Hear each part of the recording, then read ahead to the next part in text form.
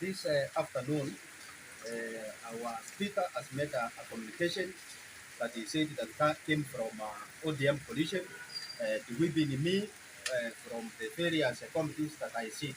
Currently, I am a chairman agriculture committee. I also sit in the budget committee as a member, and I do also sit in the appointment committee also as a member. You were in the assembly this afternoon when that communication was being made, and I want to say that it is purely witch hunt on what transpired here yesterday. As you are aware, there was a commotion here yesterday. Uh, you people were here. You saw police officers here. You saw some characters here, which some of us said that it were wounds that were brought here to intimidate honorable members. Uh, it is true that yesterday we were collecting some of the section we were collecting signatures for the removal of the said speaker, who happens to be the chairman of the service board. Underground that is, you cannot account for the funds that were set aside for the committee activities, assembly committee activities, which has hampered the running of day-to-day community activities.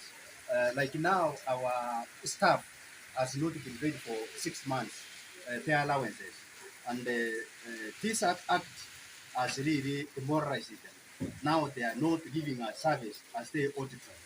So when the chairperson is being asked all this through the committee of budget and the part of lion, he has not accounted. So members felt that the only way these people we know they can listen is through impeachment.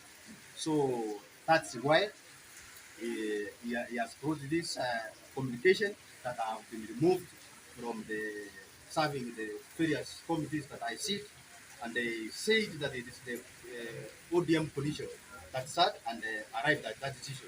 Where I am one of the members of ODM, we have never had any sitting since we were elected. Number two, I have not known my mistakes so that I can be brought into a table and ask so that I can defend myself.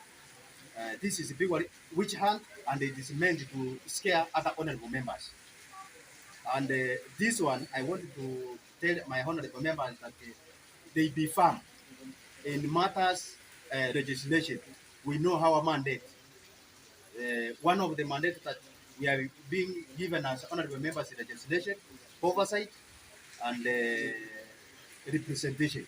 What we are doing here when we are asking about the financial accountability, that is oversight.